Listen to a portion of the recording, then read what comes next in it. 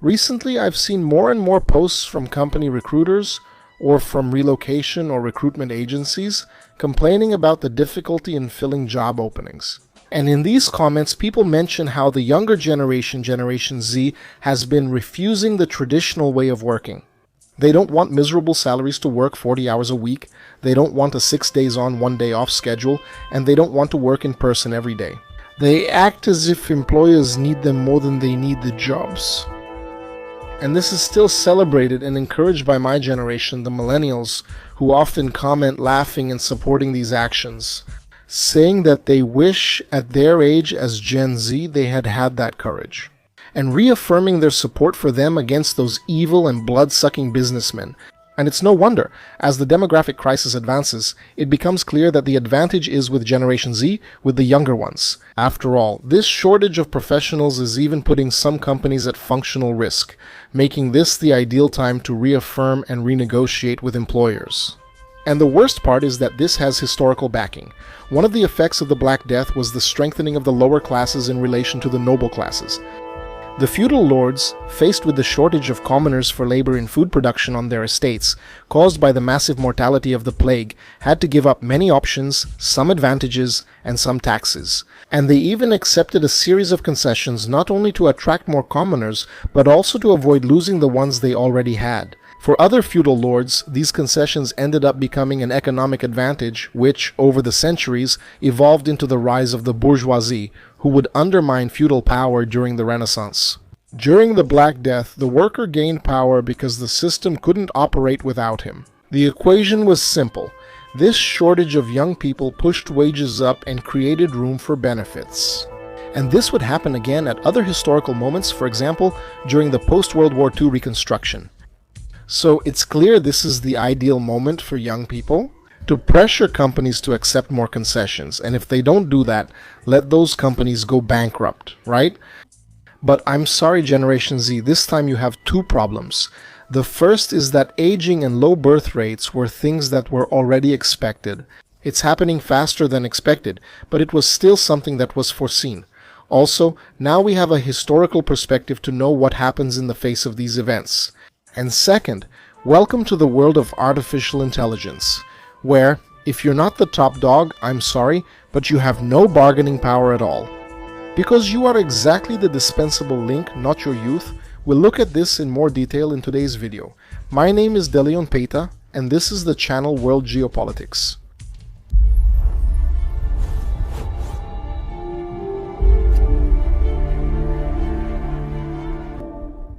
Discussing artificial intelligence, there are two main groups. The first, often libertarians, argue nothing will change. They compare people's distrust of AI with the 19th century workers who broke industrial machines. And that all that will happen is that people will have to retrain and adapt to these new technologies, saying that jobs won't be lost but adapted. And the second group, usually from the left, is the group warning that jobs will end, that everyone will end up unemployed. And that, because of this, we should regulate AIs, social networks, and in fact, regulate everything. However, it's not all or nothing. We won't see jobs disappear. That's an exaggeration. But also thinking that this will just be a phase of adaptation that people just need to get qualified is a childish naivety. What will happen is that artificial intelligence, along with robotization, will decimate jobs. Decimate as in dividing by 10, meaning one person will be able to do the work of 10. So, what companies that manage to adapt will do is assign roles to fewer and fewer workers, and these workers won't necessarily be more overloaded because of it. But this rule won't apply to all jobs or positions or roles, but rather to those initial ones, or entry jobs, the entry-level jobs, which are the ones that qualify beginners, those who don't have experience, the juniors, so they can gain the experience they lack. Those who master the technique have experience, broad knowledge, reputation, and are still well positioned in the market to be boosted even further by AI. In other words, these are exactly the jobs that Generation Z is refusing. They're gradually disappearing because they're easier to be replaced. They are being replaced by artificial intelligence and robots, and make no mistake, this will expand and deepen in the coming years. An example of this is the self-checkouts in supermarkets, due to the severe shortage of labor. And with young people refusing to accept miserable wages for jobs that don't require high qualifications and who won't accept being treated like slaves, supermarkets decided to invest in self-checkouts, where 1 or 2 people supervising can easily monitor 10 or 20 self-checkout stations. And that's just the surface of an ocean ahead.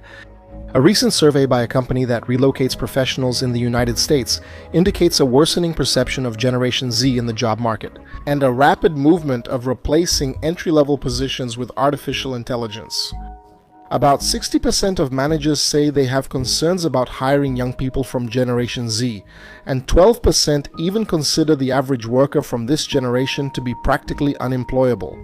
For 18% of those interviewed, their presence has already had a direct negative impact, even on the productivity of companies.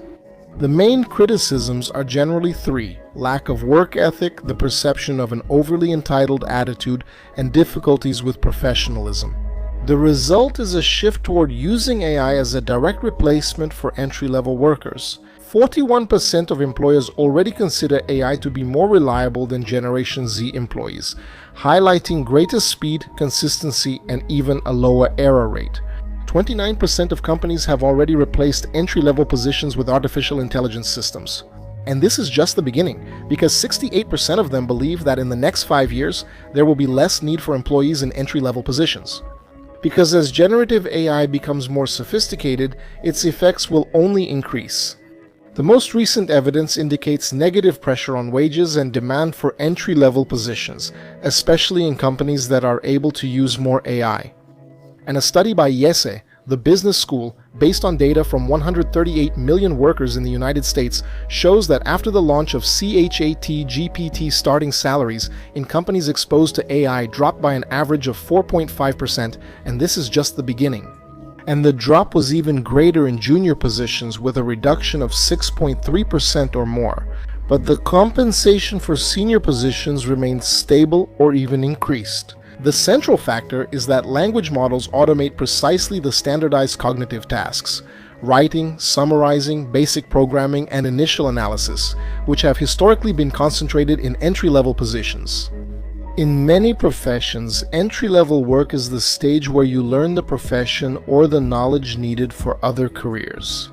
But with the reduction or automation of these roles, there is a structural risk of a future shortage of experienced professionals. The data itself shows that in companies exposed to AI, the average education levels required for junior and intermediate positions have decreased over time, while those required for senior positions have remained virtually unchanged. The overall result is a more polarized job market, with less room for learning, greater pressure on entry-level and mid-career salaries, and increasing appreciation for strategic and self-awareness roles.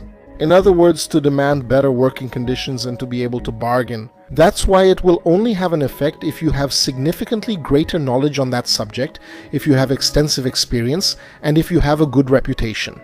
And before you say that I'm talking too much about the United States, okay, now let's talk about Brazil. Then, the land that's a paradise for labor lawyers who always find a way to get money out of the employer. Because here the impact actually has everything to be even greater. A survey by the National Confederation of Store Managers and Retail mentions that 37% of Brazilian managers say they prefer to invest in artificial intelligence tools rather than hiring newly graduated workers.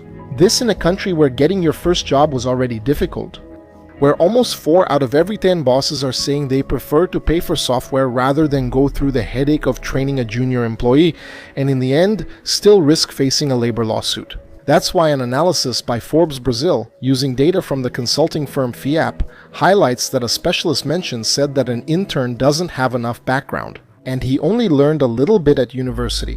On the other hand, artificial intelligence has more information available to deliver better results immediately. So, while millennials who are already established in the market laugh and encourage Generation Z to keep turning down jobs, the market keeps adapting and shaping the job market for Gen Z. It's like a game of musical chairs, where the music is about to stop and whoever finds a seat will stay, and those who don't will be left out when the music stops. They'll be left without those entry-level jobs and as a result without experience. What we're seeing is Darwin's law being applied on a global scale, which will impact the civilizational structure of humanity. In the coming decades, we'll be seeing a brutal division in societies, regardless of the country. Those who are hardworking, curious, focused, and disciplined will have a huge cognitive and intellectual advancement with the expansion of artificial intelligence. But those who are lazy, uninterested, and sluggish will become even dumber, and as a result, will be even more easily dispensable. In other words, if you use AI as a compass to guide yourself, get organized, and supplement yourself, you'll have a better chance of surviving in this scenario.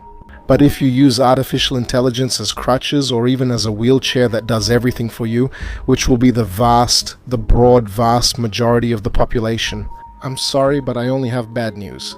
A Harvard study on the impact of artificial intelligence on human intelligence reveals that in some cognitive tasks, it greatly improves human performance, and in others, it makes plausible mistakes.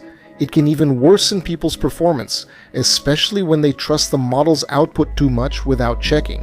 The study showed that users who operate AI in areas they are proficient in, the use of Chat Generative Pre-trained Transformer 4 significantly increased their performance, improving quality by around 40%, increasing the completion rate of subtasks, and speeding up part of the workflow. Those who benefited the most, in fact, were the participants with the worst initial performance in using AI because they didn't have experience using AI. But just one training session was enough for them to learn how to use it, and they already mastered the subject they were asking the AI to work on. But in tasks that are beyond the reliable capabilities of both AI and the professional, AI actually worsened the participants' accuracy. In other words, the conclusion is that the competitive advantage comes when the user uses AI. In the areas where he truly has expertise and knows how to check whether the AI is right or wrong, and this was confirmed by a study by Yuan Hoxin from Marie-Louis Pasteur University. Because instead of democratizing knowledge, these technologies tend to create an illusion of knowledge, encouraging passive consumption of content, emotional dependence on stimuli, and uncritical acceptance of algorithmic decisions. This situation would have clear cognitive foundations, the so-called Google effect, which reduces memorization when we know that information is always easily accessible, and the continuous exposure to notifications and suggestions decreases concentration, memory, and analytical capacity. Research indicates that using ChatGPT speeds up text production, but drastically reduces users' cognitive effort, brain connectivity, and information retention. And other studies suggest that the continuous delegation of mental tasks to artificial intelligence creates a cumulative cognitive debt. In other words, it's as if the brain becomes lazier, with less use of the prefrontal cortex and possible long-term effects on brain capacity. Psychologically, AI encourages dependence. It's as if the person says, if AI thinks for me, why would I need to think? This can even lead to social isolation and feelings of humiliation in the face of the machine's efficiency. The issue is not rejecting technology, but using it in a disciplined way, keeping the active exercise of memory, writing, and creativity without artificial intelligence, and systematically questioning the generated answers, accepting the complexity of reality, and confronting ideas with other well-informed people. Artificial intelligence can enhance human intelligence, but only if human thought is not abandoned. So, imagine someone who has a car and decides that since they have a car, they no longer need to walk because the car is faster. This person even goes to the corner using the car just so they don't have to walk, just so they don't have to get tired. And guess what will happen over time? To this person's legs and to their health. That's the point. Dario Acemoglu, Nobel Prize in Economics, recently said that artificial intelligence is not going to be a tide that lifts all boats. It will create what he calls exacerbated inequality. The idea that technology creates new jobs to replace the old ones will fail. This time because artificial intelligence automates the very ability to learn new tasks. So, if you're just average, you are indeed at risk. The market won't pay more for your effort anymore. It pays more for insight. The only thing the machine still doesn't have is not the survival of the strongest, but of the most adaptable, in the cognitive sense. And considering that AI can generate high productive capacity with fewer and fewer people, these people who compare the development we're seeing in AI now with the development of machines in the 19th century, saying that it's just a matter of getting qualified, are outright lying. There won't be jobs for everyone because it's simply a biologically impossible issue. For everyone to achieve this high level of intellectual and cognitive development is biologically impossible. The International Monetary Fund issued a harsh warning in 2024, which was reinforced in 2025. 40% of global employment is exposed to artificial intelligence. But the point is that, unlike the Industrial Revolution, which affected factory floors, AI affects knowledge. You can't compare AI to machines. As many libertarians are claiming, high-income workers who know how to use artificial intelligence will see their salaries skyrocket. But those who don't know how to use it or are replaced fall straight to the bottom of the pyramid, which has no safety net. And be careful with this avalanche of artificial intelligence courses, because you're just going to waste your time and your money, since all these courses teach is how to make prompts. By the way, now there's even a profession called prompt engineer, so let me be very clear. Knowing how to use artificial intelligence is not just knowing how to make prompts. Don't waste your money and time on these courses. Knowing how to use artificial intelligence means having a lot of knowledge in your area of expertise. That way, you know when artificial intelligence is wrong and you'll know how to correct it. So, the irony about dealing with artificial intelligence is not to go around buying chat prompt courses. Generative Pre-trained Transformer is about studying, and a lot, the basics, the fundamentals, having mastery of knowledge so that you are the one who will guide it. Guide it on what it should do and correct it when you know it's wrong, as well as, most importantly, know when it's wrong. Treat it like a kind of intern, meaning you should know more than it does. And that, my friend, no course is going to sell you on the internet. It's up to you with yourself. Well, folks, I hope you enjoyed the video, and so don't get too worried or desperate. No, it's not the end of the world, like I said. And above all, don't fall for the scam. Don't go taking a bunch of AI courses thinking, that's it, I'm good, now I know AI. Don't just do the basics, the standard stuff. Study your field a lot. If you're in law, study your area of law thoroughly so you know how to deal with AI. If you're in biology, study biology a lot. Actually, in general, study all your areas, but don't limit yourself to just your areas. Be as multidisciplinary as possible. This issue of multidisciplinarity will be very important in the future.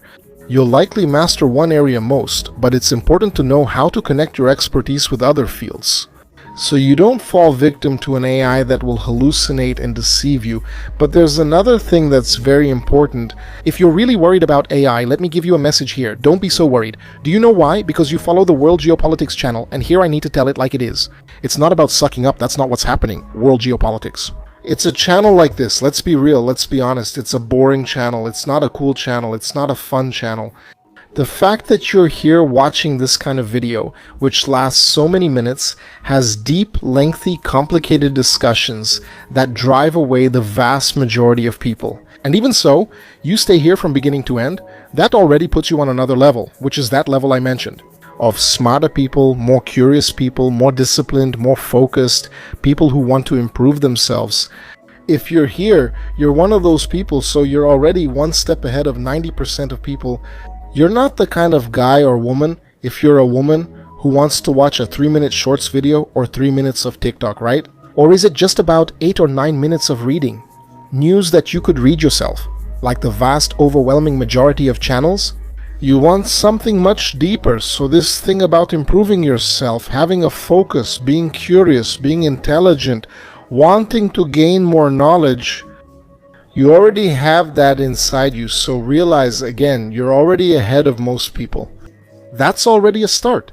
The fact that you're into world geopolitics, okay? And not on those channels that just talk about World War II in 5 minutes. That's not your case. You go way beyond that, so you're on the right path. Because again, the World Geopolitics channel is not a channel for most people. I know there are many of you who like it. You'll even say, hey Daniel, I don't think it's boring, I think it's cool. Great, that's good. I'm happy about that. But let's be honest, most people think the channel is boring because, again, these are long, in-depth, dense discussions. It overloads the average guy's brain. He can't keep up, but you here can handle this kind of topic and even want more. Look, so you already have this advantage with you, okay? So I'm sure you'll be able to get through this transition phase. It won't be easy for anyone, but you already have potential inside you, okay? Anyway, guys, thank you very much. I hope you enjoyed it. Don't forget to subscribe if you haven't already and to share if you haven't shared yet, to help the Geopolitics channel keep growing. Okay guys, thank you very much. Hugs. Become a member to help the World Geopolitics channel continue. Your support makes a big difference.